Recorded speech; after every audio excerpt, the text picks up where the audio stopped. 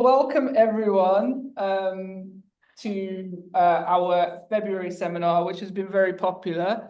We're going to talk today about Simin Fadee's book, which is called Global Marxism, Decolonisation of Revolutionary Politics. So we're really looking forward for this, and we're really thankful for Simin to actually facilitate this.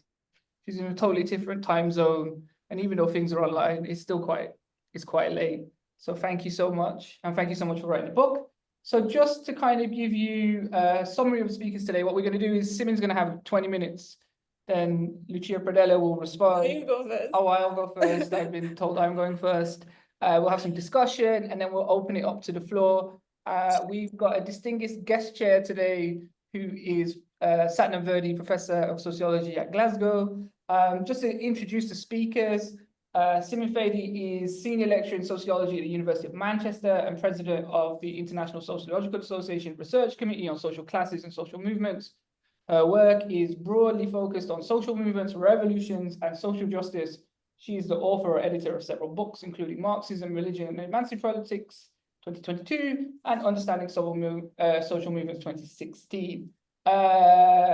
Dr. Lucia Pradella is a reader in international political economy at King's College London. She's published extensively on Marxist critique of political economy, on workers' movements, migration, imperialism, and alternatives to capitalism. She also helps organize this seminar.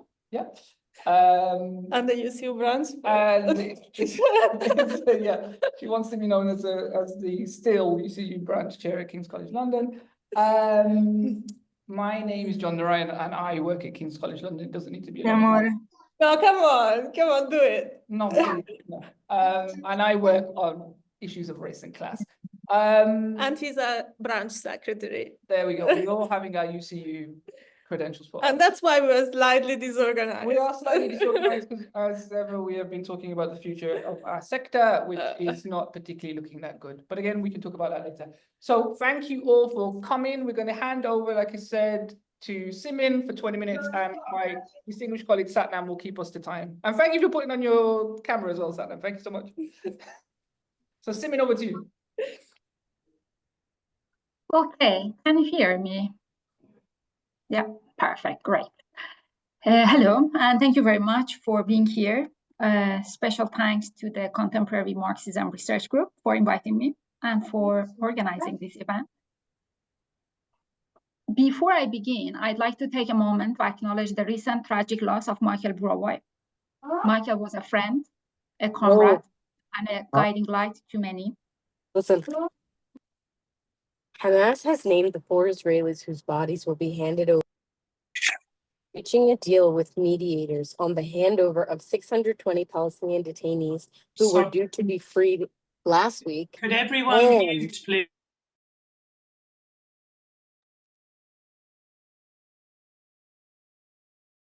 Sorry, Simin, please continue.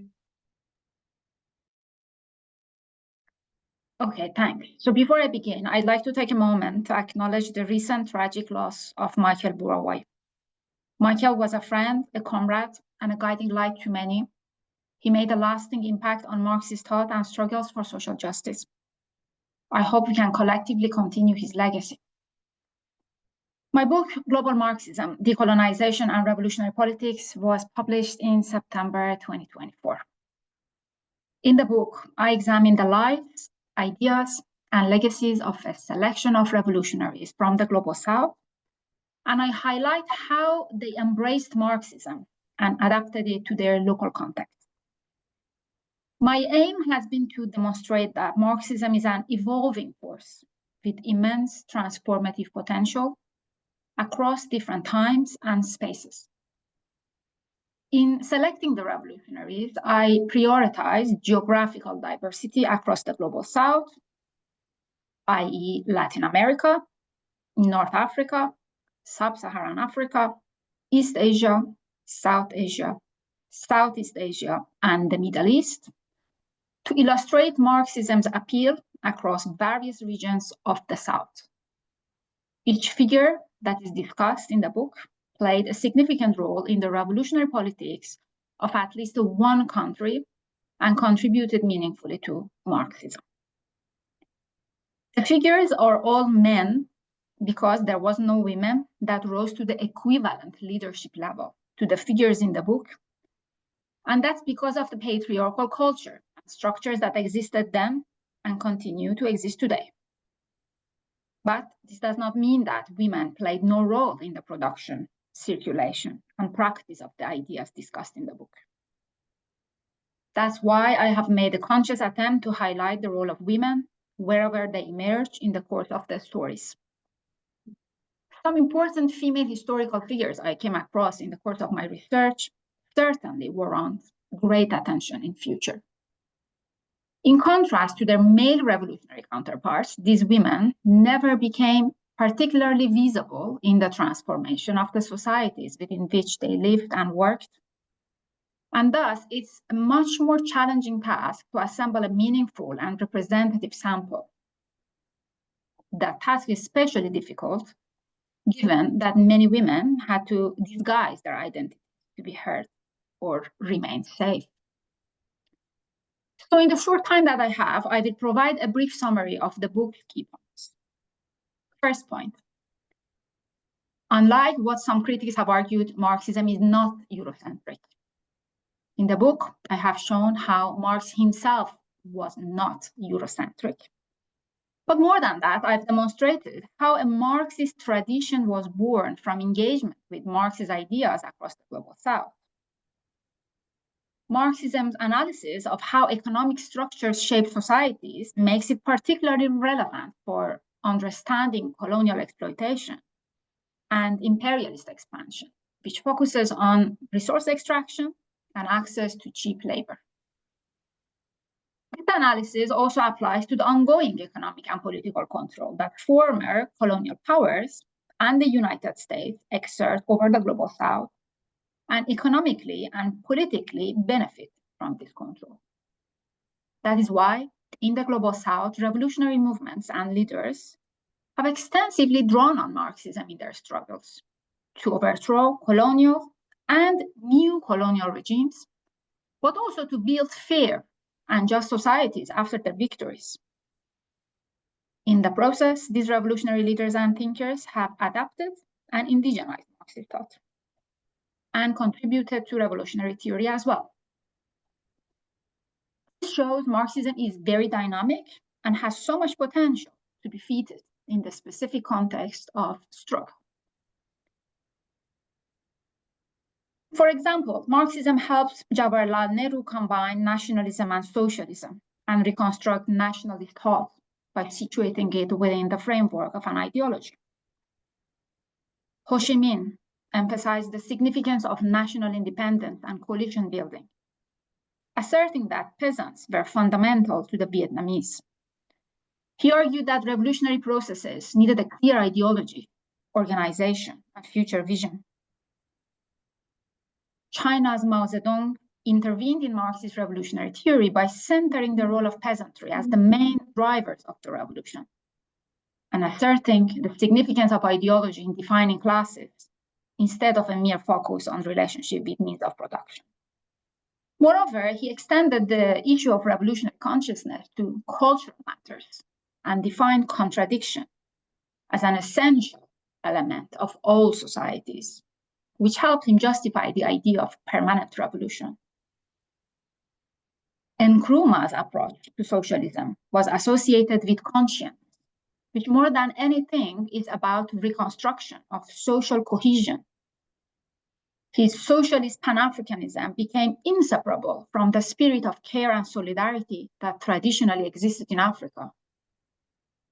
Amilcar Cabral emphasized the significance of the mode of production as the motive force of history.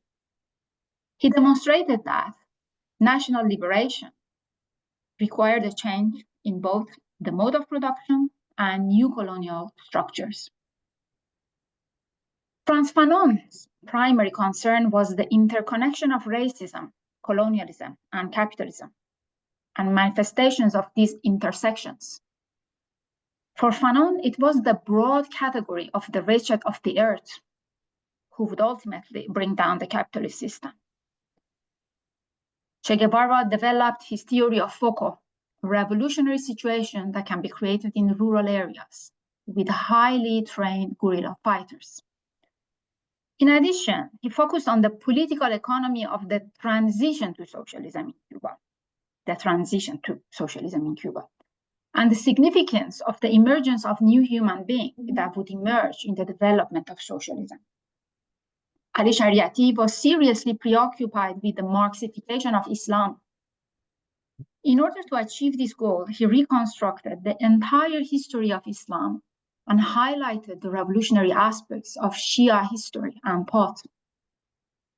Marcos's transformation upon his arrival in Chiapas, southern Mexico, and coming up against indigenous communities made him use a language that is very different from traditional political language, allowing him to communicate complicated political matters without binding them to a certain terminology.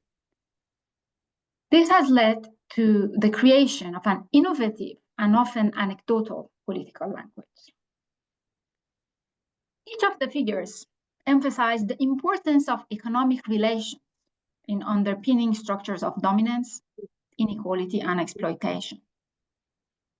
Their work shows that despite local adaptations, Marxism has remained a coherent set of ideas as it has developed historically and spread geographically. So this coherence is very important. While creatively engaging with Marxism, all of the figures in the book stayed true to its core principles: class struggle, historical materialism, anti-capitalism, and envisioning a kind of socialist or communist society beyond capitalism. Another point is that global Marxism urges us to return the word decolonization to its actual material meaning. There is a difference between decolonization as an intellectual movement that seeks to challenge the dominance of Western perspectives and tries to include more diverse, non-Western voices, and the actual process of decolonization. The actual process of decolonization is about freedom, freedom from colonial and imperial rule. It's about control over your own land, resources, industries. It's about dismantling the economic structures that benefit the colonizers and allow for that kind of an exploitation. And it's also about replacing those structures with something different. In spite of the complexity of Marx's analysis of capitalism, which has made it resonate with revolutionaries of the global South so powerfully, many post-colonial theories have remained critical and dismissive of Marxism. This is because most proponents of these theories reject all narratives that are the result of the post-Enlightenment European history, and therefore they naturally reject Marxism's theory of capitalism as social transformation. There is no doubt that Europe needs to be decentered and provincialized. There is no doubt.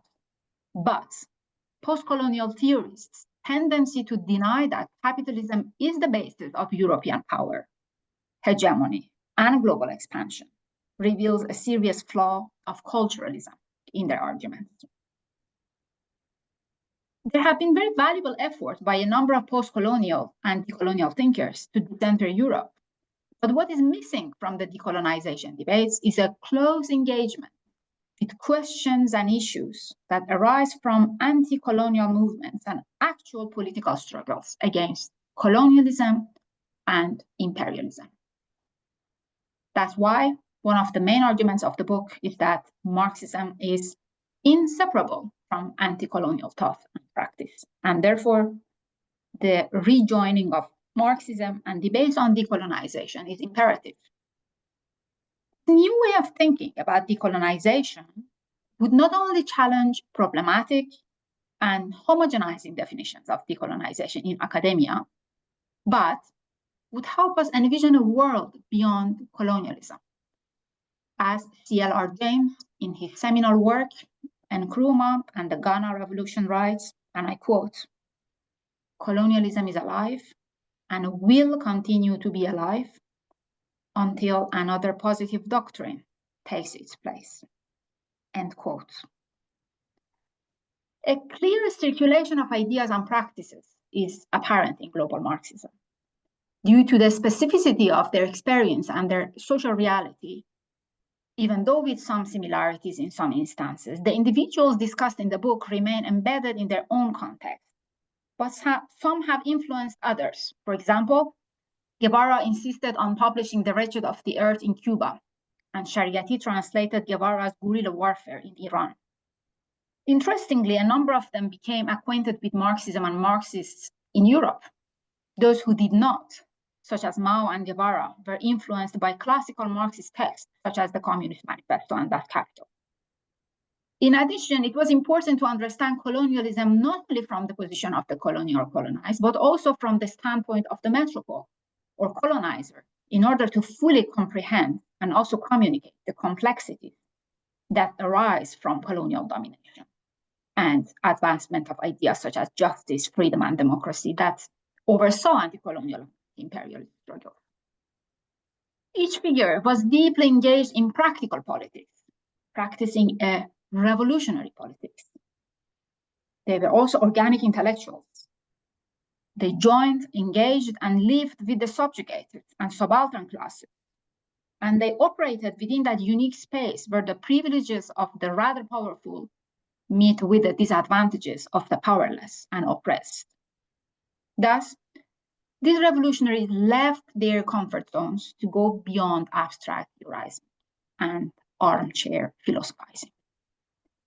Nehru came into direct contact with rural India. His visits to villages where he observed the misery of the peasantry opened his eyes to the plight of the majority of the people subjugated by British colonial. His encounter with the hungry masses led to his constant insistence that the Indian National Congress should link its demands for independence to the economic and social demands of the peasantry and the proletariat. Ho Chi Minh spent 2 years at sea, working as a cook's assistant on a steamship, where he observed the life of people in different parts of the world. During these years, his understanding of the misery of people throughout the world deepened. In many places he visited, he observed conditions similar to those in Vietnam. This period of traveling abroad laid the foundation for his revolutionary worldviews. Guevara's plight, perhaps, provides one of the most striking examples of an organic intellectual.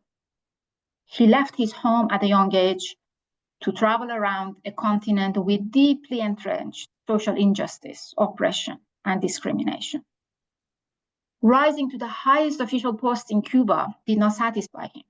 He resigned from his government and party posts to continue to liberate the oppressed from imperialist domination and capitalist exploitation, a task he had long considered his mission. Finally, internationalism. Internationalism was a cornerstone of revolutionary politics for many of the figures. They all insisted that their particular situation needed to be seen in the larger context of capitalism, colonialism, and imperialism. For example, Ho Chi Minh became a prominent member of the international communist movement and actively participated in the Comintern. Shortly after his arrival in Paris, he joined the French Socialist Party and later became one of the founders of the French Communist Party. Moreover, he cooperated with the Chinese revolutionaries in mobilizing Chinese peasants. Amilcar Cabral not only freed Guinea-Bissau and Cape Verde from Portuguese colonialism, but also became one of the founding members of the People's Movement for the Liberation of Angola.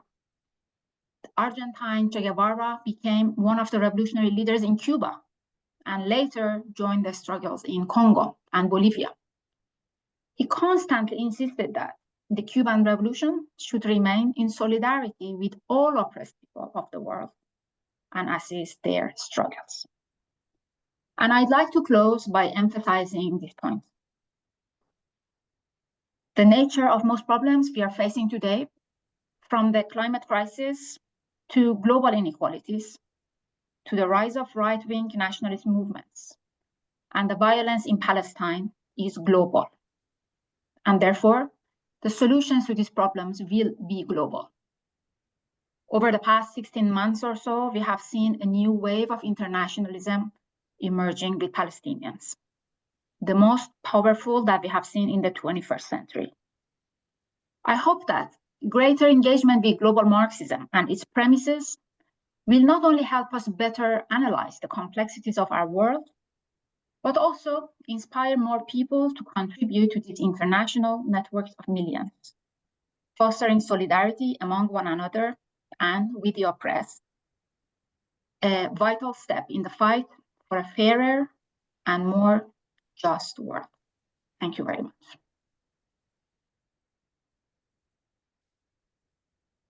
Simin, thank you very, very much for offering us a really broad overview of the main arguments in your book. I'm going to open it up now to John, I believe, first, I think, and then Lucia. Yeah, Lucia, how do you, yeah, cool. Lucia has volunteered that I go first. Right, so thank you so much, Simin, for that and for writing your book. Really enjoyed reading it. And I will, please don't mess with the speaker whilst they're speaking. Thank you. The key thing for me that this book does is three things, right? One is this fight against Eurocentric narratives. Well, there's two things. One is the Eurocentric narratives of Marx, which I think Simin tries to dispel, citing someone's work in this room quite well to dispel that.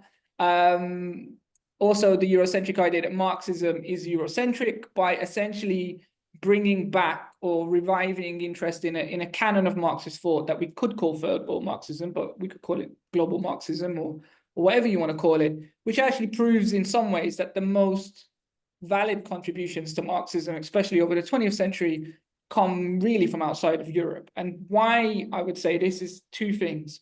Well, a number of things, actually. One is all of these revolutionaries who happen to be revolutionary theorists, essentially pushed imperialism to the center of how we should discuss the global order. They then link that with national liberation, the idea of class struggle, and push internationalism front and center to radical politics, right? And in some ways, what Simin's book reminds us, and I'll come back to a bit of this at the end, hopefully, if my computer stays alive, is that actually you need to return the idea of revolutionary praxis to revolutionary theory. So all of the thinkers that Simin looks at essentially are think in order to do and do in order to think, right? So in a sense, it isn't just about epistemic critique, it's about radical revolutionary change, or in an old adage, the point is to change the world, right? Rather than just interpret it. So in a sense, that all really, really speaks through quite loudly. I'm very happy that Simin dealt with the gender question, because one of the questions I had here is, where are the women? And in particular, I think, yes, I would agree that in a sense, the nature of how some of these revolutionary struggles plays out does decapitate women from looking at them in terms of a canon. But in a sense, there is room, I would think, to recover some of that, even within the grounds that are in the book. And I'm thinking specifically of people like Claudia Jones, who starts in Trinidad, goes to the US, ends in the UK, as a site of how the Caribbean, and the Caribbean slightly in the book is less focused on, although you have Fanon, right? But Fanon travels Martinique to France, to Algeria. Or someone like Adande in Guyana, who worked closely with Walter Rodney. And what's interesting there is, in the kind of idea of, yes, they are pushed to the bottom of the idea of the revolutionary canon. In fact, uncovering that work kind of unpicks how this global Marxism brings to the fore issues like super exploitation, social, and its links to social reproduction. In many ways, way before Western Marxist feminism has got to full grips with it, which is an interesting side adage, which, just is a side adage. And so that was one of the things that crossed out on me. The other thing that really scored out on me was also, in a way, global Marxism was really global because it was able to crisscross across the third world into the first world. And so many of the people Simin narrates are very key to what will be revolutionary struggle in the global north or the first world, whatever you want to call it. I'm thinking here of Uncle Ho, Uncle Ho is very important to a lot of the research I do. You don't have the Black Panther Party without Uncle Ho, right? You don't have it. Also, you don't have that without Mao. Literally, they used to sell the little red book to make money. You also don't have that with Fanon, which was seen as the Bible of the Panthers, right? Which is hilarious stories of people struggling to get their heads around the wretches of the earth, which I have. So there's also that crisscross of how this went across.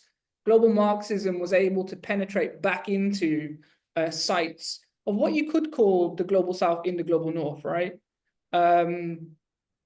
Yeah, and essentially that was one of the things that got to me, is whether that's actually could be even more brought to the fore of how, in a sense, global Marxism has also animated radical struggling both in the center and not just the periphery. I feel that was something to think about for us as a collective. Then I was thinking about, how do we see global Marxism? In the book, it's presented as these canonical figures, but I also thought it was its own evolving tradition, right? So in a sense, it wasn't just a collection of people. They actually were often in, or I would say actually in argument with each other. I'm thinking here specifically around ideas of African socialism, where Nkrumah and Cabral, although you could see them in a kind of linear narrative, actually end up on two sides of a different coin.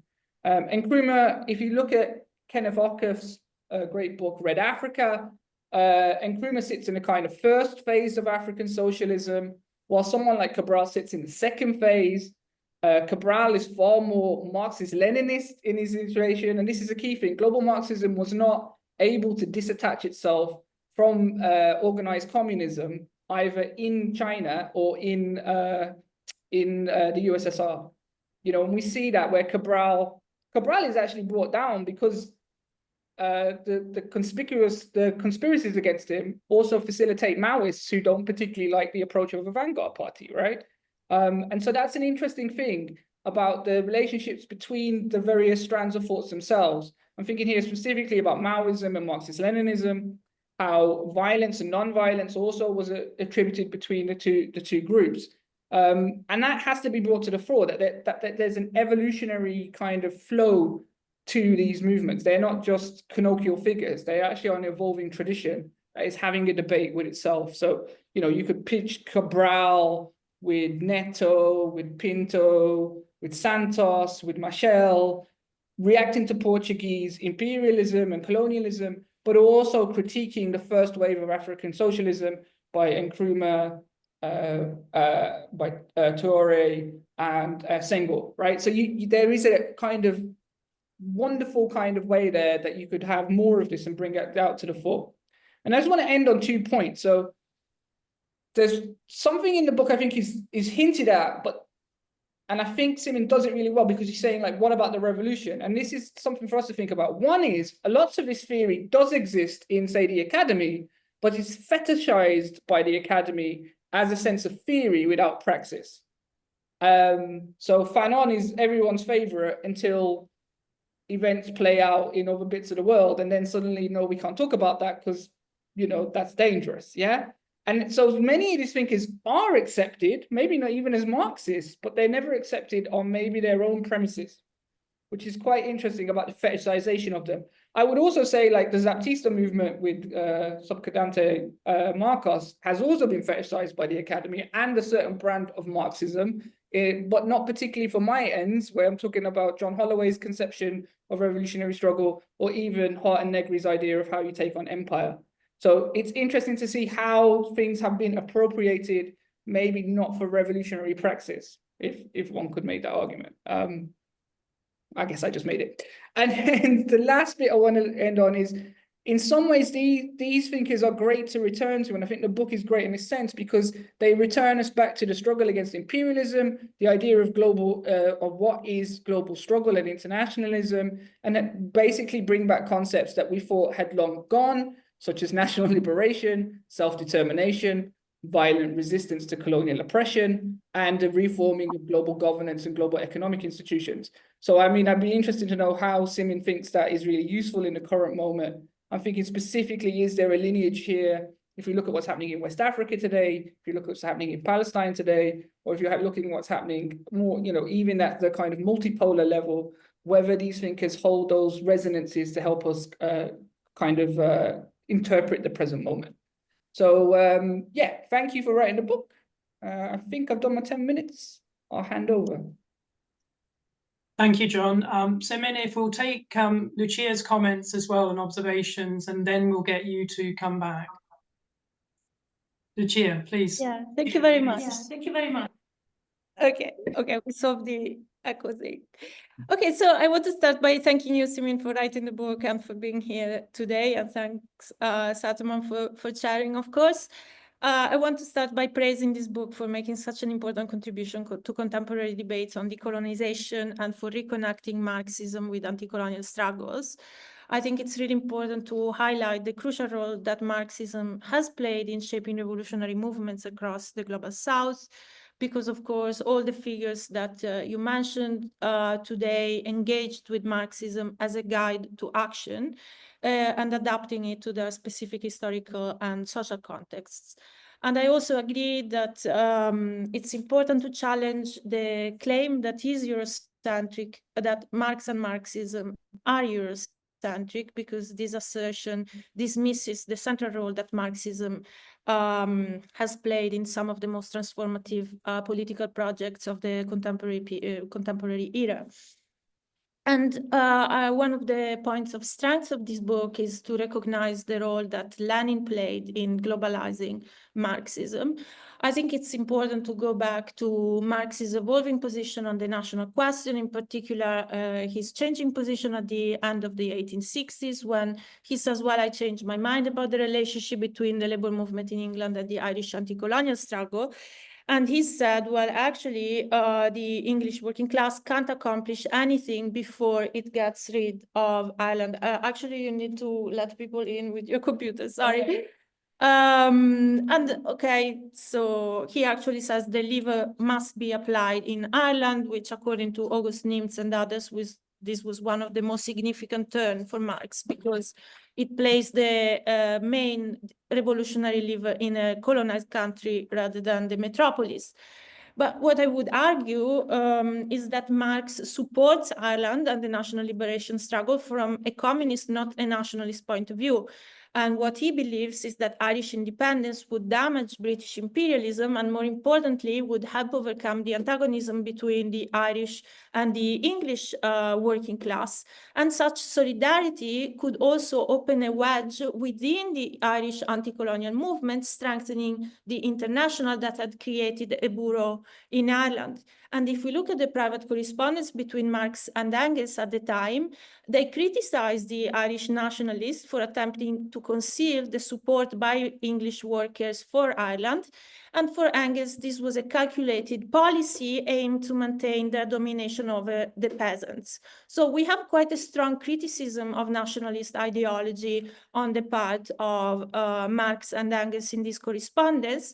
And we also have, of course, all the reflections on the peasant revolution in Russia, the discussion about, the revolutionary processes in international process of permanent revolution, where, peasant struggles could interact and complement each other with struggles by industrial workers in the core, where basically, again, the perspective is an international perspective of revolution rather than a nationalist one.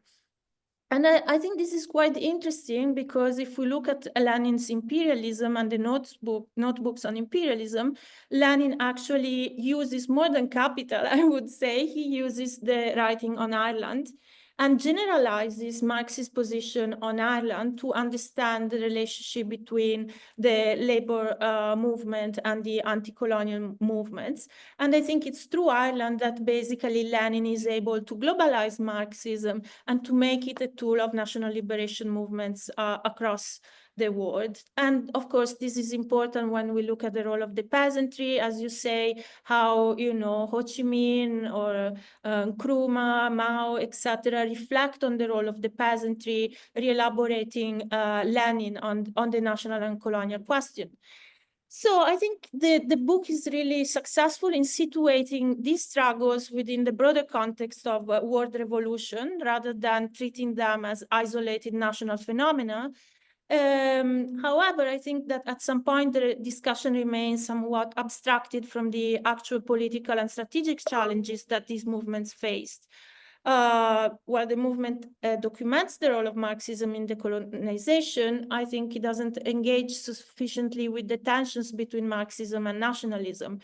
In particular, if you look at Lenin and the Third International and the Baku Congress, the Congress of the People of the East, so they gave unconditional support for national liberation struggles, but insisted that the working class and the communist parties must retain their theoretical and political autonomy.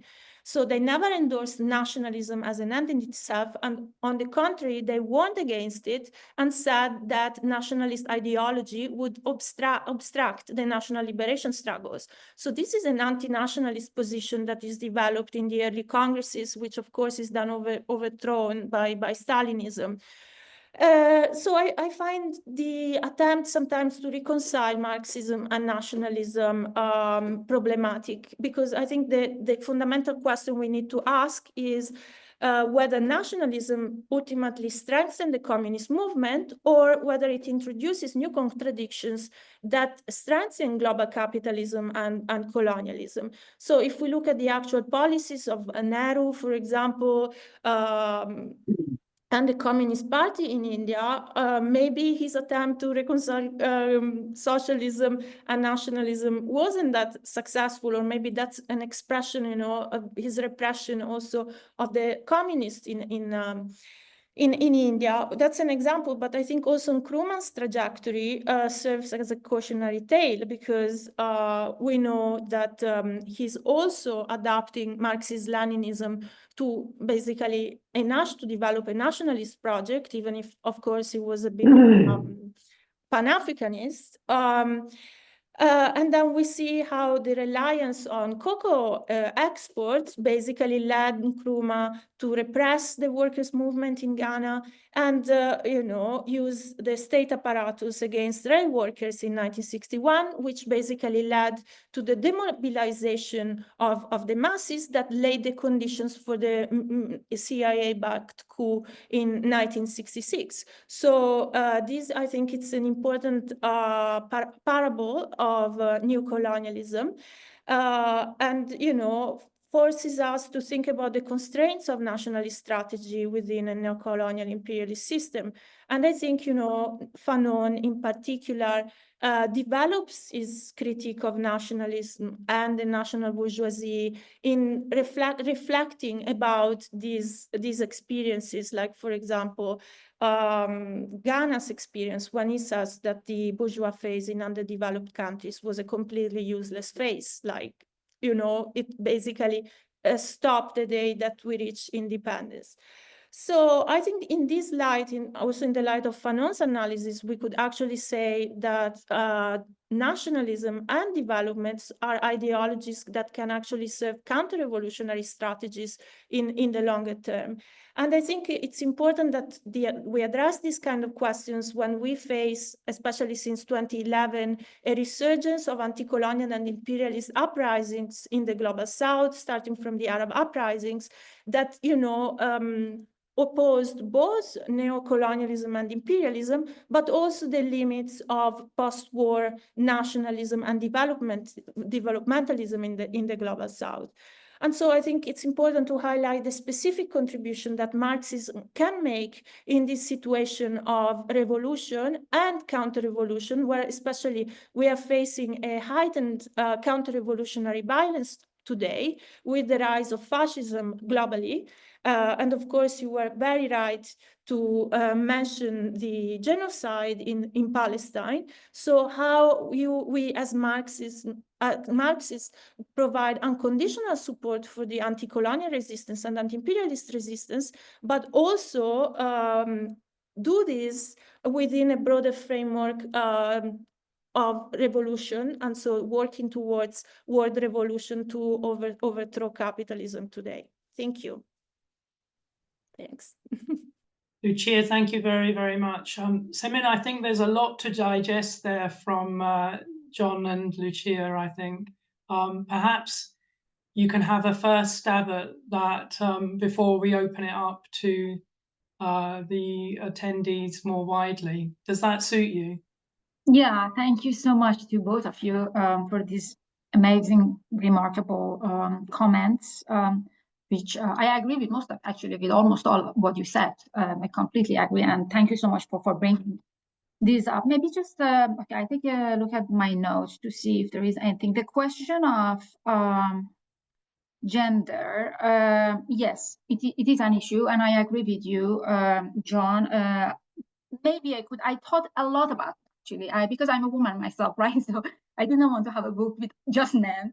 But I, at the same time, didn't want to include a woman for the sake of including a woman, because I thought by not including a woman, I'm actually also making a point. The point is that these figures all somehow rose to leadership level, intellectually, practically, in various formats, but there was really no woman that rose to the equivalent level, right? So I just didn't want to obscure those hierarchical patriarchal structures.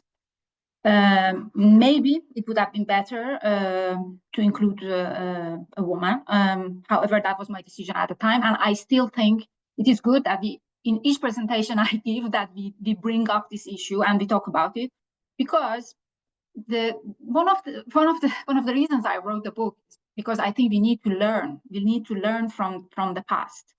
We need to learn from the experiences of revolutionaries in the 20th century to build a better, more successful revolutionary project in the 21st century. And I think this is one of the issues that we need to really seriously think about. Where are women? What is their role? And how can we have women in leadership positions in our revolutions, in our movements, and how can we learn from this?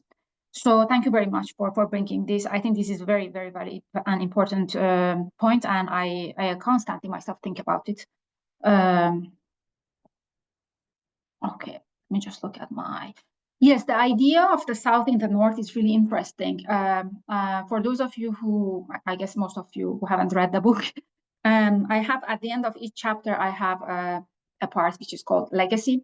So in that legacy part, I somehow have tried, of course I could have done more, but I have tried to talk about this South in the North, how the ideas that developed did not only remain in the particular country or region or across in the South, but they also traveled to the North, and many of the movements were inspired. Many of the movements in the North were inspired by these revolutionaries, by these thinkers, and by the ideas that were developed in the South, as John was rightly talking about. So thanks for mentioning that point as well.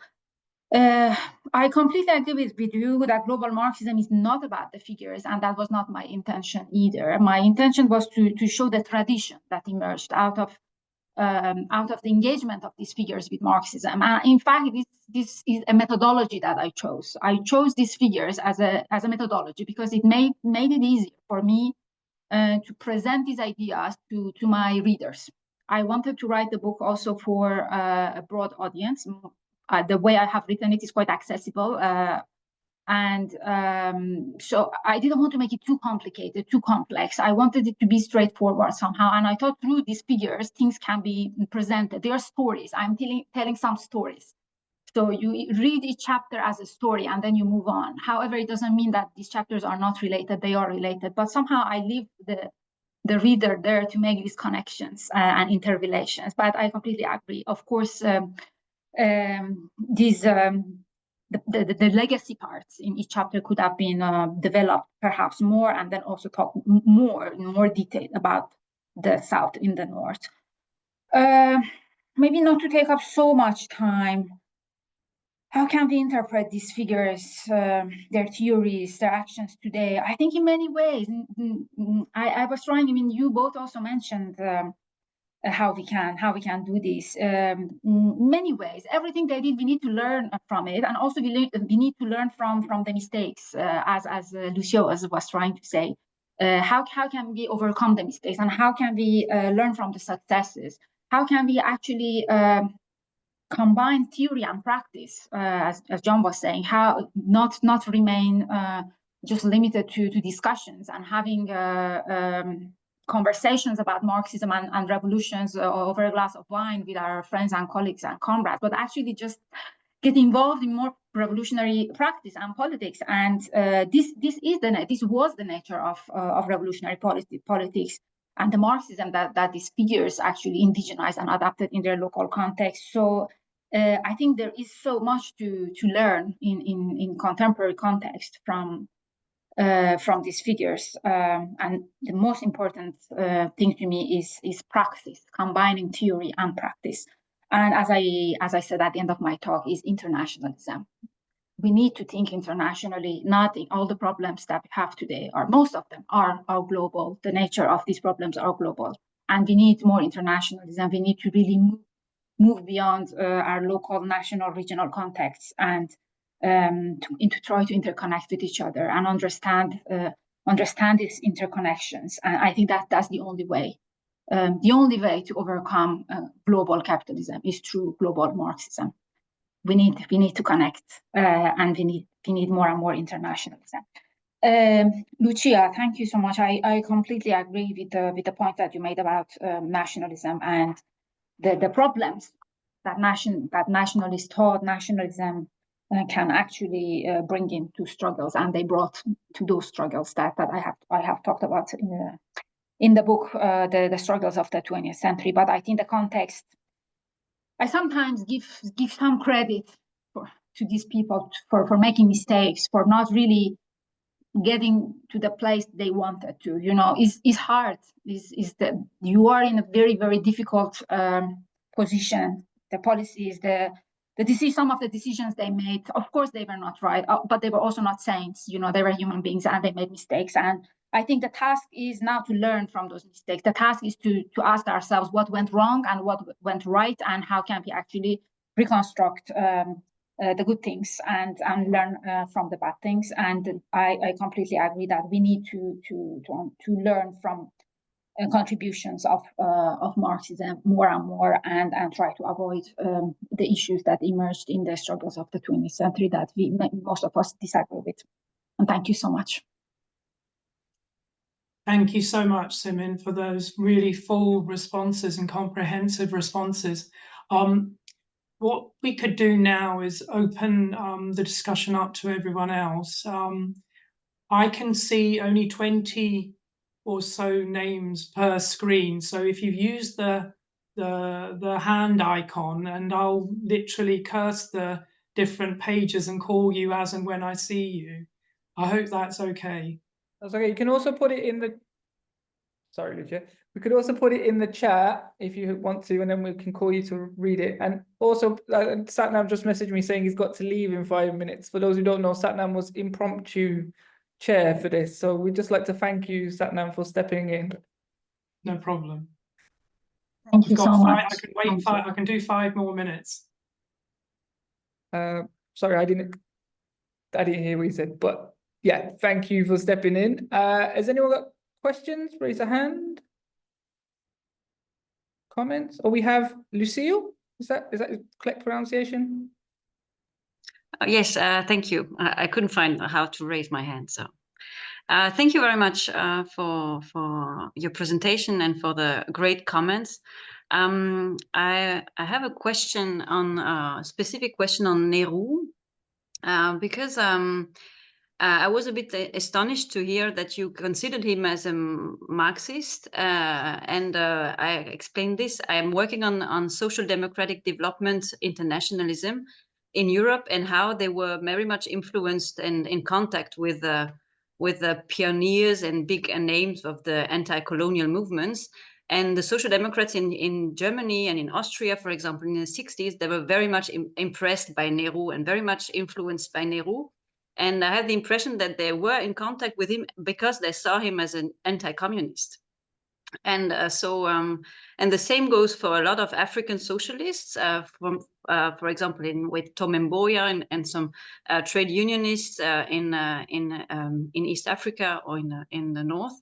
So so here I wanted to ask if this plays a role in your analysis, if these are anti-communist Marxists, or if their position evolves like for so many of them, like if we have to differentiate between the position in the 20s until the early 30s and in the 50s and 60s. So yes, thank you. Thank you so much for asking the question. So in the intro, maybe I should have mentioned this, but I think I forgot. So in the introduction of the book, I explained this very clearly. Not every figure I have included in the book identified as Marxist. How I decided to include these people is that they all found Marxism is a useful framework and methodology in their struggle. They did not necessarily identify as Marxist. For example, another figure that didn't identify as Marxist at all is Ali Shariati. He didn't. He actually was critical of Marxism in many ways. However, he still found Marxism very useful. And I think it's very useful to think about Marxism in this way, because it's not about who identifies with Marxism or not, or who completely agrees with every single thing that Marx has said. No, I think it's about finding Marxism useful framework and methodology in struggles, even though people might disagree with some aspects of what Marx said and of Marxism. However, as I mentioned, still they all remain true to the core principles of Marxism: class struggle, historical materialism, anti-capitalism, envisioning a world beyond capitalism in the form of socialism and communism. However, these forms varied. They were different from each other, right? They were not all a very singular way of understanding how that world would look like. So I hope that provides a response. Thanks.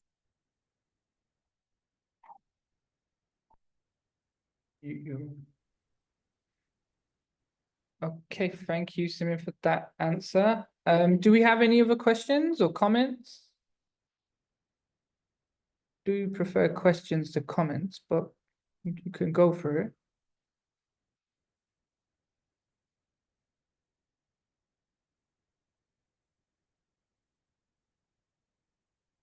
Nobody?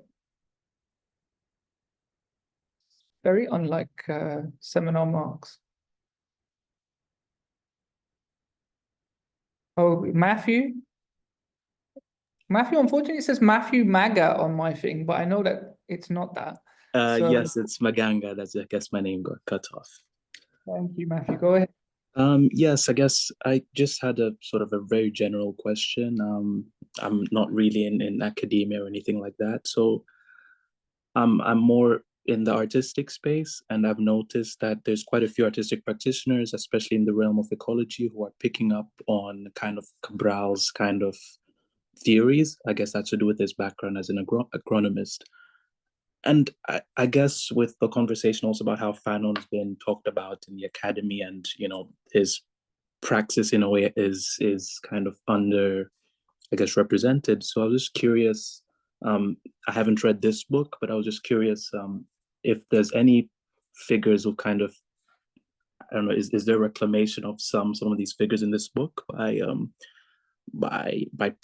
professors? I'm just curious who's being read now, I guess, in universities, etc. Thank you. Cool, Matthew. Thank you so much. If we take Enver, if I've mispronounced that, just tell me off. No, it's fine.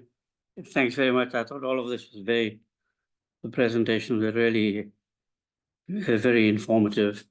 I just thought I should add that in South Africa, we also, had huge struggles over this issue of nationalism and the socialist struggle. And a very important work in that regard was Neville Alexander's One Azania, One Nation. And I would, I'd like to, I just wanted to share that that dealt, the subtitle of it was The National Question in South Africa. And it deals precisely with this issue of the relationship between nationalism and socialism. So thanks very much. Cool. If we take those two, and then we have Leo, and we have one in the chat next, is that okay? Yeah, thank you very much. Thank you, Enver, for mentioning this work. Yeah, South Africa is very interesting. I did a semester when I was doing my master's in South Africa, and I was really impressed by the dynamics there. Yeah, thank you. I agree with your point. That is a difficult, challenging situation. Who is being read? I think Fanon perhaps is really the most popular of all these figures that I have in the book in academia. But as John was very rightly saying, people read Fanon to certain point and they don't go further, and then it becomes a little bit too revolutionary for people, or too critical, or too I don't know, something that they can't handle anymore. But I really do think that we need to read these figures and many more figures. I just want to emphasize here that I just chose these figures as examples. When we think about global Marxism and the tradition that emerged from the engagement of the South with Marx and Marx's ideas, this tradition is very vibrant, is very big. We can find it in many places and many ways. I just wanted to have a straightforward figures who represented this geographical parts of the global South that I mentioned, and I didn't want to have figures that somehow felt a little bit repetitive, you know, in what they did, in their contribution. So these are basically just examples. That's what I want to say. These are examples, and there are so many more figures and different ways of also understanding this tradition. Is not only through the figures or the leadership. There are so many different ways that we can understand global Marxism, and I hope that this book somehow encourages people to go and look for those other ways of understanding global Marxism. I hope that I answered these questions. Thank you, Simin. I was going to say if any of the other panelists want to add anything, but then I realize I'm talking about myself. It's a bit odd. But Lucia, if you also want to say anything at any point, please do just let me know. I'll tend not to do that because I'm now chairing. Can I take there's one comment in the chat by BA, don't know what B is, probably initials, I don't know what it stands for. They say, I can't talk right now, but I was curious if any of the speakers had this perspective on the alliance of Sahel states, particularly the way in which to critically support a movement that is anti-imperialist but not yet socialist. That would be quite interesting, I think. So take a note of that. And then Amy also says she's interested in this and seconds it. So we give the people what they want here. Brilliant. And then I'm going to take a note of that question. I'm going to call Elio, who is my friend. Elio, could you put your camera on if you could? There you go. I only saw you last weekend, but it's okay. Good to see you again. You go for it. Thanks. Thank you so much. Thanks for putting this on all the time. I had a question about methods. I'm sorry I've not had a chance to read the book yet. I was just wondering how you researched the sources. And also, I think you probably made the right call in using storytelling as a narrative device, because I feel like global Marxism is becoming more popular precisely through this kind of way of storytelling about revolutionary stories and how they've engaged in movements and the people they interacted with.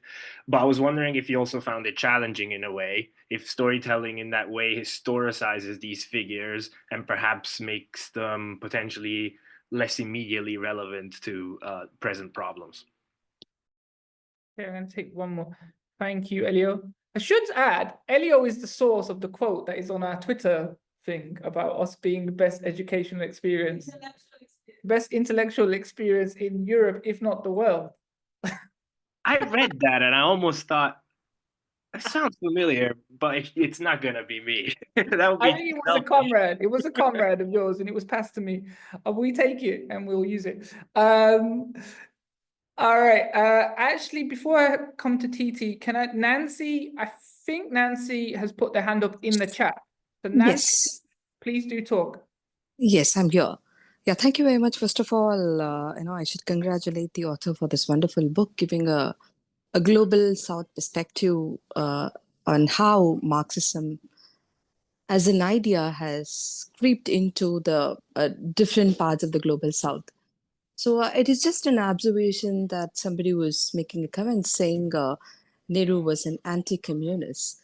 But actually speaking, Nehru did, implemented the ideas of the orientations of the communists into its economics policy when the country was independent. And the same, it applies to the Marxist ideas too. So if I have to give my observation of the overall global South, how this Marxist as an idea or a revolutionary thought crept in, it is according to their own model of how they wanted to represent. So I think author had clearly brought down and she had beautifully displayed.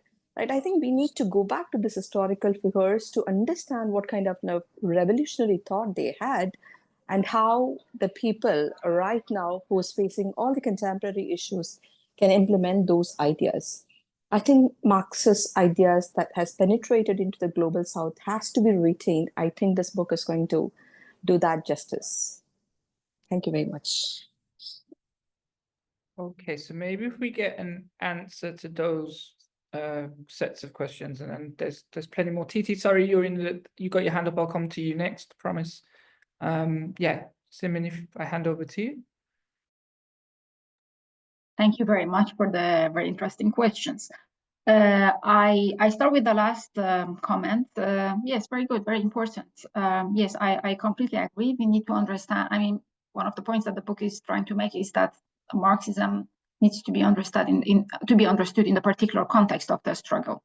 The way these figures and revolutionaries and the movement that they inspired and the movements that they worked with and the movements that actually inspired these revolutionaries as well, you should first of all understand these just not as figures, but as figures that were working with movements and were also inspired by movements, and so not just as individuals. Yes, they were functioning in a very particular context, and they had to respond, and they had to in respond to the challenges, to the counter movements, counter revolutionary forces. They had to make decisions, and yeah, sometimes they did things that we might not have agreed with, and sometimes they did things that we agreed with, and that's the way it was.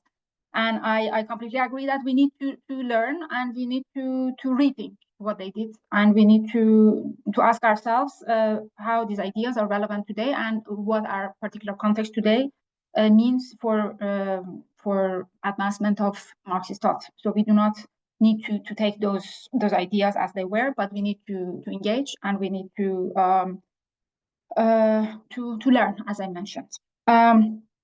Method. What I did, I used primary sources. So I used the writings of these figures, these revolutionaries. Some of them wrote books and articles and pamphlets. Some of them were more speakers. So their speeches have been transcribed and compiled in books. But I also looked at what others have written about them. So basically, I used primary and secondary sources. Yeah, the good question about storytelling. Actually, it was the first time I was telling stories as an academic, and it was a challenge, but I really enjoyed it because before this book, I was always asking myself how is it possible to translate academic ideas and to write them in a way that actually activists, the broader audience, those who are not necessarily academics, can engage with and can hopefully enjoy, learn from them. I really like stories myself. I read a lot of novels, fictions. So I was always thinking about how these things can be actually combined. How can storytelling be combined with academic ways of writing, and that's how I came up with the format. I told myself I'm going to tell stories, and I'm going to be as precise as possible in each chapter. And some of the issues that were raised about not maybe addressing the complexity or the challenges is because it's precisely I made those decisions not to mention those, because I wanted the stories to be straightforward. I wanted them to be readable, and I wanted them to be accessible. And I have received very good feedback from people who are not in academia, because they say they picked a book and they understand it and they like it, and I think I think what is important is to think when reading this book is to think about each chapter on its own, because they are independent of each other. You don't need to read them all to understand the book. However, there are connections, and I think it is important to read them all as well.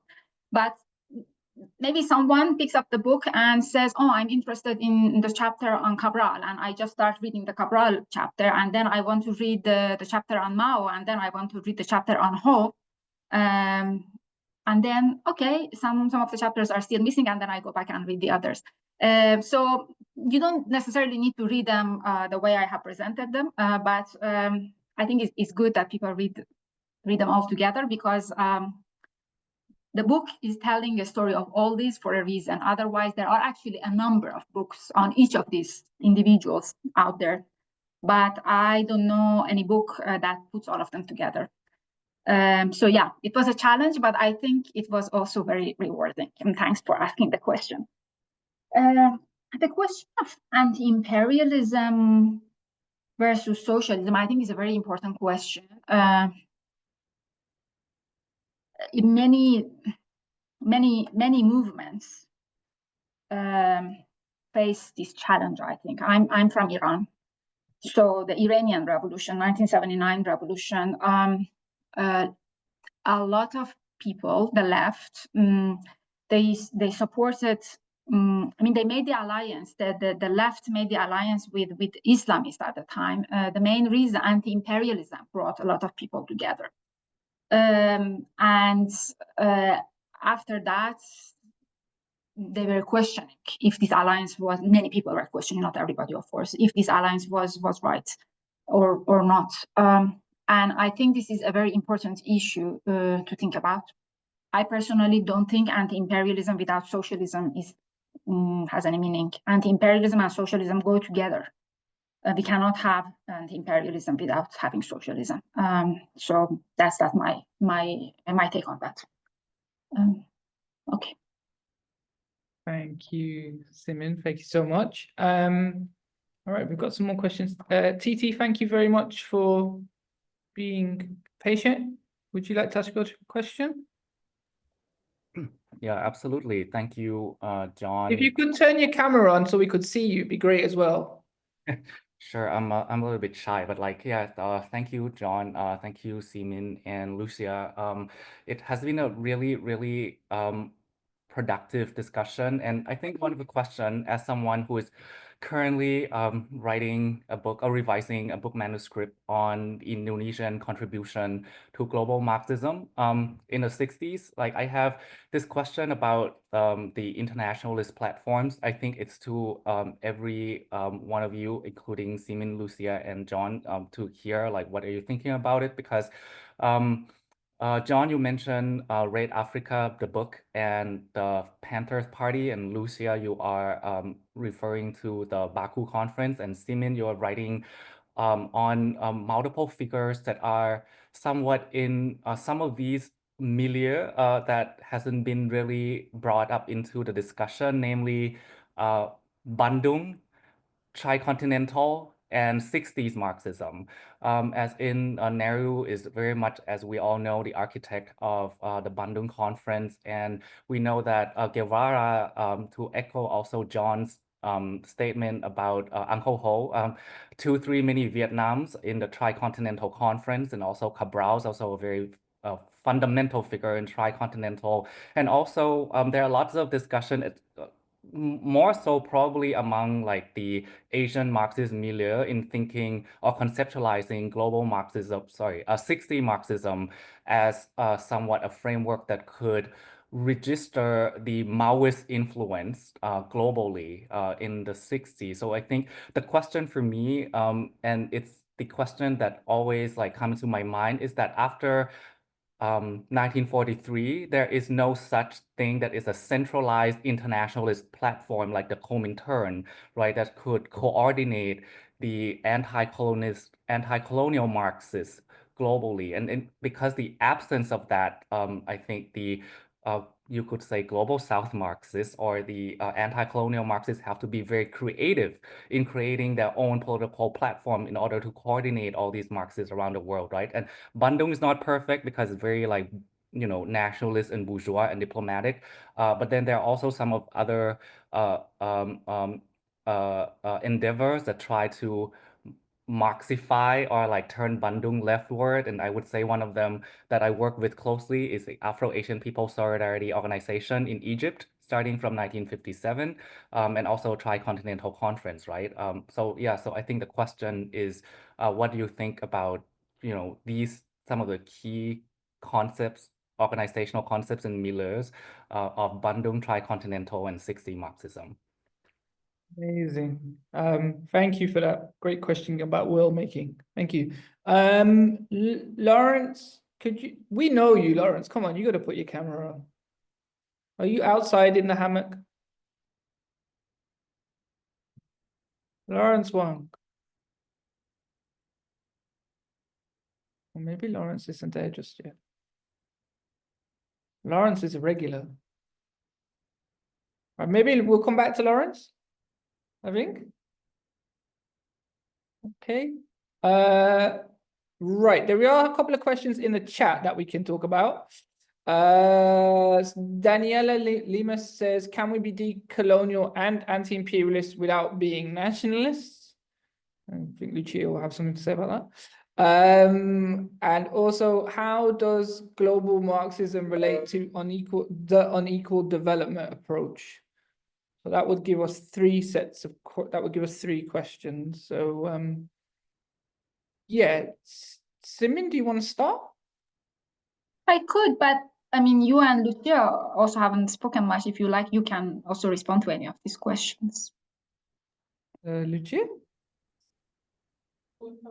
Yeah, we're fine. You go. Yeah, okay. So the internationalism question, I think, is very important and a great question. I have been thinking myself a lot what it would mean, internationalism today, what it would mean and how we could learn from the experience of the past. Yes, it is right. We don't have those centers, those conferences anymore, unfortunately. But as I mentioned at the end of my talk, I really, with Palestine, think something is emerging, something very unique. It's not only about people every single weekend or every twice a month participating in these large demonstrations. It's also about all these networks that have emerged, all these organizations, many groups that have not been thinking about internationalism before are now thinking, groups that with the focus that various forms of focus, foci, for example, gender, labor, environment. I think something is emerging, okay, but is still too soon for me. Maybe others have a better understanding of what exactly is happening. To me, to theorize it or to give a very concrete answer. But I think something is emerging, and something is emerging which is continuation of the past. It is not completely new. We are building on the experiences of the past. However, there are new elements in what is emerging today. But as I said, it is still too early for me to say what exactly that is. However, definitely the experience of the 20th century is very important. Bandung, Tricontinental, Comintern, and many other experiences. Yeah, as I said many times in this hour, we need to learn from the past, but we also need to learn from the mistakes. What went wrong, what went right, and how can we build on the things that went right, and how can we strengthen those aspects. Yeah, I'm sorry that I don't have a better, more concrete answer to this question, but I think it is really something important. It's a very historical moment that we are in. I think I can say that, but it's too early, it's too soon. It's developing, and I hope that collectively we can contribute to its success as well. The other question was about. Let me find it. But can we be decolonial and anti-imperialist without being nationalists? Right. And then how does global We development? can, but the experience, theory is something, practice is something else. The reality is something else. As the experience of the anti-colonial struggles in the 20th century shows, nationalism played a very important role for them. But as Lucia was very rightly saying, sometimes this nationalism went wrong or it was misunderstood. So I'm not sure I think it all depends on the context. Perhaps we can say, yes, we can, but we really need to think about the particular context. It's not always possible, but it could perhaps be possible. That's the answer that I have to this. What was it? There was one last one, Simin. How does global Marxism relate to the unequal development approach? If you need time, don't worry, we can. As I mentioned, I mean, thank you. These are really good questions, actually. Some of them I have thought about before and some not, so I'm just thinking about them at the moment. As I mentioned before, Marxism was indigenized and adapted in the local context in various ways. And of course, it brought with it, this indigenization brought with it various forms of development. So it is definitely interlinked. Marxism and development is interlinked. We cannot separate these two concepts from each other. And again, it's all locally situated, context related. And I think there is definitely a relationship there, depending on the context. But I have to think a bit more about this. Thank you. Brilliant, Simin. I can say a little bit about the world making question because it's quite interesting, and I'm supposed to be on a panel on Thursday about this. Yes, I would agree with all of what Titi said about maybe the lack of having those centers or multiple centers, specifically since the collapse of this more reformist new international economic order and the platform that was trying to create.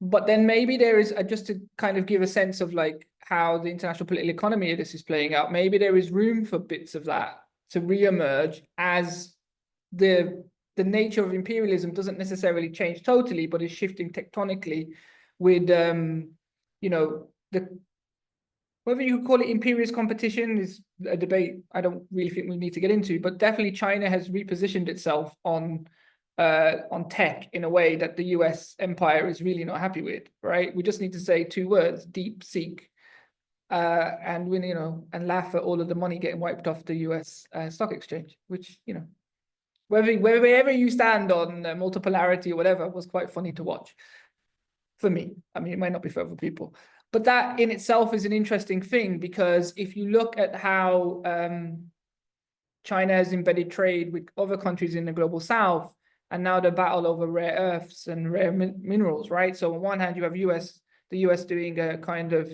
revealing of what was happening in Ukraine as a proxy war is now really just a way to get minerals, also to help Russia, placate Russia and then isolate China more, right? In this kind of battle. But also in that, you see Latin American countries and other countries with deposits positioning themselves against this huge buyer's market. So I don't know if you saw that the UK, the US, and I don't know who else is in it, Japan maybe, have got a mineral security pact where they will now kind of act as a buyer's club. That may create the idea of a seller's club. But, you know, as like OPEC was never supposed to be one cartel, and it also wasn't supposed to recycle the petrodollars on finance markets. But, you know, there may be chances there for world making. How that relates back to the stuff we were talking about is that necessarily will not give us socialism or communism, right? So I think the international political economy is shifting, but whether we have the resources or movements ready to capitalize on that yet is probably, we need to go back to that shared lineage of thinking about how nationalism applies to both anti-imperialism and revolution. So yeah, I think there's changes afoot, but necessarily not in the ways we want them just yet. Yes. Sorry. Thanks for your question. The first thing I wanted to say is that there is a very fascinating book, I don't know if you know it, about Republicanism, Communism, and Islam, the Cosmopolitan Origins of Revolution in Southeast Asia by John Seidel, I think. Who was the person who asked the question from, he was from Indonesia, right? He's Titi working on Indonesia. And I think the book is very interesting because it has this chapter that shows the influence of the Baku Congress on communism, the communist movement in Indonesia, and in particular, the call for solidarity between the proletariat of the West and the peasantry, and also the Revolutionary Brotherhood bringing Muslims together under the banner of communism. And that was a very interesting chapter about the history of Indonesian communism from my point of view, and the influence of the Baku Congress. And what I wanted to say is, of course, you know, going back to what I was saying earlier on about the problem of the demobilization of the popular masses and the repression of left-wing forces and how they weaken the anti-colonial revolutions. I think all the Bandung countries went through similar trajectories. You know, you have Ghana on the one side, where you have the CIA-backed coup in 1966. Nehru on the other side wasn't aligned with the US, but opposed communist movements, and in the end also was unable to oppose finance capital. And then you have all the trajectory of Indonesian nationalism with Sukarno that seeks to balance the Communist Party and the military. And first is seen positively by the United States, but then, you know, after the coup in Iran and Guatemala, etc., the US becomes more aggressive, and first try a coup in 1958, and then of course we have the massacre of communists in 1965 with the Jakarta method, and so on. And I think that this kind of trajectory of the Bandung countries are quite important to understand and the revival of armed struggle and the Tricontinental Conference, because, you know, the people who actually spoke at the conference on the one side put at the center the solidarity to Vietnam and the peasant army in Vietnam, and challenge the Soviet Union and China that were just giving verbal support, and also go back to the question of the internal contradictions, right? Which is, I think, what Cabral said, that we needed to look also at the weaknesses and the internal and international divisions of the anti-colonial movement. And so there is this emphasis back to class relations, I think, that is important, and to armed struggle against this perspective of peaceful coexistence that was put forward at Bandung, and, you know, this inability to radicalize the struggle that had brought these setbacks, and how I think it's important the Tricontinental Conference tries to respond to these setbacks and put forward a more radical anti-imperialist perspective. Thank you, Lucia. Thank you very much. And I think if there's anything I've missed in the chat. No. Denise says there is an internationalism of the Kurdish movement-led transnational activism. Yeah, very much so. And Denise, if you would like to talk more about that, feel free to put your hand up. Maura talks about meetings in Portugal, Spain, and France of organized Marxists. I saw Toby Mawsome had their hand up, but then put it down. Oh, is Lawrence back? Lawrence, are you back? Yes, I am. I don't know how to use my Zoom, so leave my camera off. Is that okay? Lawrence. And we'd love to see next you time too. I'll put my camera on. One question, which is, I'm going to be quite naughty here. I'm going to ask you is, do we think that the Taliban is 40 years of successful national liberation without socialism, Was it an entirely men's-only enterprise? How were women involved in it? Because the overriding picture we have, and if you talk about Iran, that would be useful, is that it was entirely a men's-only enterprise. Yeah. And then the second observation I wanted to make is this. What were the opposition within national liberation?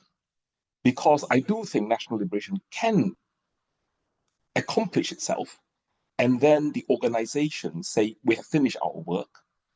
But if we need to go further, then you need to ask organizations based on different classes. Because even in China, if you look at its own history, before 1949, there were alternative routes that were different from Mao's, going through the countryside alone. There were arguments by significant communists that they should actually, return to the cities, just because it's much easier to weather the Kuomintang armies which were chasing the communists. Yeah. So really, are there any class-based, if you like, based along the working class, which today have played a role in the national liberation in Egypt? The most famously, I understand that, in the textile industries, it was women who said, the slogan, "Here are the women, where are the men?" Which kind of launched, the struggle against Mubarak. That's it. Thank you, Lawrence. Dennis, do you want to go next? Just wanted kind of as follow-up comment of what TT started and Simin responded is kind of, as a survey of an answer of a sort of survey of what kind of an internationalism is kind of arising. So is this the Kurdish-led one is really kind of in a way, in a very interesting kind of an example that it started in that kind of a third worldist context and it grew together with the Palestinian one. And then in the Palestinian one turned into not all of it, but there was a kind of much more Islamist dominance kind of intervention inside and outside. And the Kurdish movement is still kind of going on with its own ups and downs and a historical trajectory, just kind of adding up because it's very kind of, we're observing very interesting times. And the TT kind of brought the importance of some sort of centers that coordinating those anti-colonial struggles or anti-imperial struggles throughout the Cold War.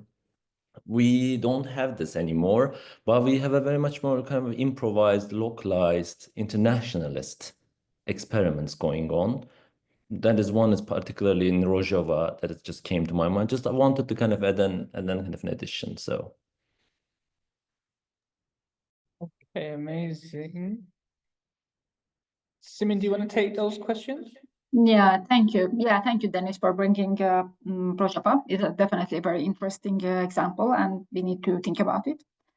And thanks for mentioning it. The other question, opposition to national liberation. I think when we think about national liberation in the context of the Cold War and the 20th century, is somehow a bit different from what we are thinking today. Really depending on what we are thinking. You mentioned Egypt. I'm not so sure if I understood it, but if you meant the 2011 revolution in Egypt, I think Asabayat has a very interesting, important book about the Arab Spring revolutions and how they ended up where they did, revolution without revolutionaries. He provides this very interesting comparison between the revolutions, between the Iranian and Nicaraguan revolution in the 1979 and the Arab Spring, the revolutions, or what he calls revolutions, the combination of reforms and revolution in the 2011 Arab Spring uprisings. That the 2011 uprisings were not led by revolutionaries. They didn't have ideologies. They didn't know what they wanted after, and that's why they ended up where they ended. They just wanted to overthrow a system and a regime without really knowing what they wanted after. So I think thinking about national liberation, thinking about success of revolutions and revolutionary struggles, it is very important to think about ideology, and it is important to think about vision and who is leading the liberation struggles and revolutionary politics in these struggles.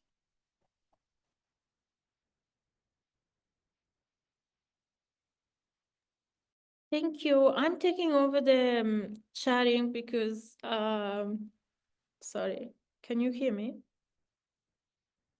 Yes? Okay, I'm taking over the sharing because John is in the bathroom. So I see there is a question from John. John, do you want to read out your question or you want me to read it out? John Apollis. Okay, so can there ever be a complete process of decolonization without the radical transformation of capitalist social relations, taking into account also the evolution of imperialism over the past 8 years? So this is a question for you, I think, Simin. Yeah. We need to, okay, depending on how you define decolonization, right? If you think about territorial decolonization is something, and then what happens after actual territorial decolonization happens is a long process.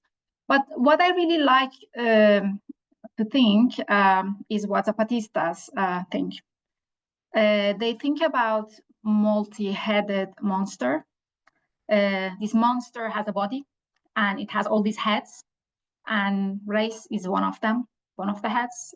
Gender is another.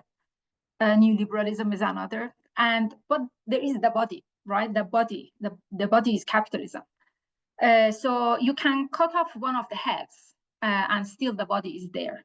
So I think we really need to think about processes of transformation after colonization ends in this way, the way that Zapatistas are thinking about, right? To think about the major problem. Yes, definitely race is very important. Gender is very important. And many other categories, many other issues, but they are all heads of the monster. So we all need to think about the monster and how to get rid of the monster. And that's when actually I think the process of decolonization will be complete.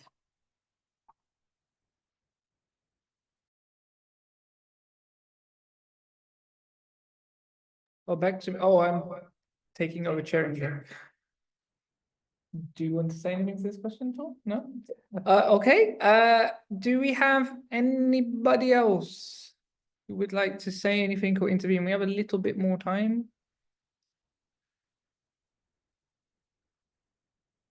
Just give it a minute or so, see if anyone wants to say anything. If not, I think we can. I think it's been quite intense. In a good way, in a very good way, not in a bad way. So if no one, I feel like I'm at the wedding now, if no one has anything else, no one has any kind of objections, we can actually thank Simin so much for coming and A, writing the book, and B, coming to speak to us. Thank you, Lucia, for your interventions. I can't thank myself, that's weird. Thank you. Azul. Someone has objected to the marriage. Azul, you feel free to ask your question. Yeah, thank you.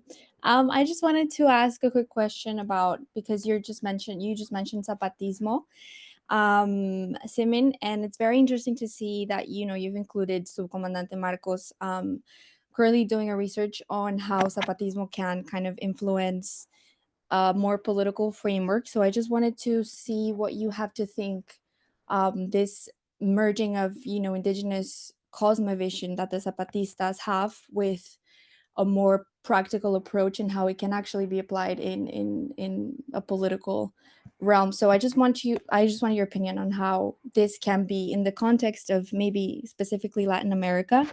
What do you think is the most valuable kind of thing that the Zapatistas or Subcomandante Marcos has given to this conversation? Thank you for your question. Yeah, so Marcos is my last chapter actually, and I included him precisely. He's very different from some of the other figures in many ways, as we all know. But I included him because what he did, or what they did collectively together, Zapatista and Marcos as their spokesperson for many years, is that they tried to reinvent Marxism or the terminology of Marxism, language of Marxism, discourse of Marxism in the post-Cold War era. At the time when everybody thought Marxism is dead, socialism is dead, and there is no other way.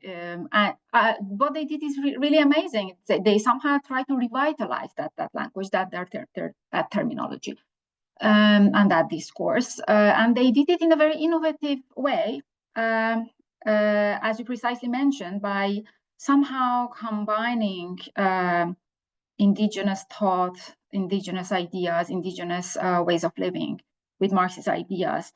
So what is very interesting in what they did is that they, similar to the other figures, they still remain very loyal to the core principles of Marxism, but they try to talk about it in a different way, in a language that could resonate to the realities of the late 20th century and early 21st century. And I think that is why they have been so successful, because they use this anecdotal language. We were talking about storytelling. It's very anecdotal. It's very simple to understand, but they still are talking about the same issues. They're still talking about class struggle. They're still talking about historical materialism. They're still talking about anti-capitalism. They're still trying to envision a world beyond capitalism.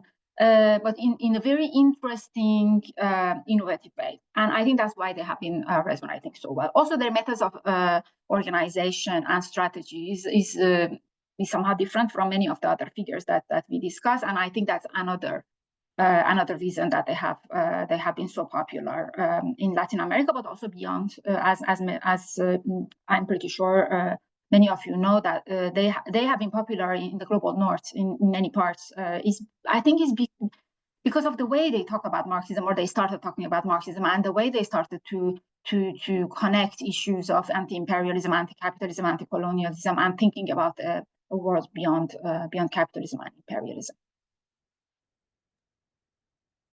Thank you so much, Simin. Okay, if we don't have any other questions, then I would like again to thank Simin and Lucia and myself for participating in this seminar. It's been really, really generative, and I think actually two things: go get the book, Simin's book, which is from Manchester University Press, and B, keep coming back to our seminar. I think our next talk is on the 19th of March from 3 to 5 p.m. And if you'd like to join our mailing list, I think Lucia put it in the chat. We'd love to see many of you again. But yeah, for most, thank you so much for coming. And again, thank you, Simin. Thank you for writing a book, and thank you for coming to talk to us. Thank you so much for having me and for all the great questions and the comments. Thank you so much. Thank you. Good night. Have a nice evening. Bye, Elio. Bye, Simin. Thank you, Elio. See you soon.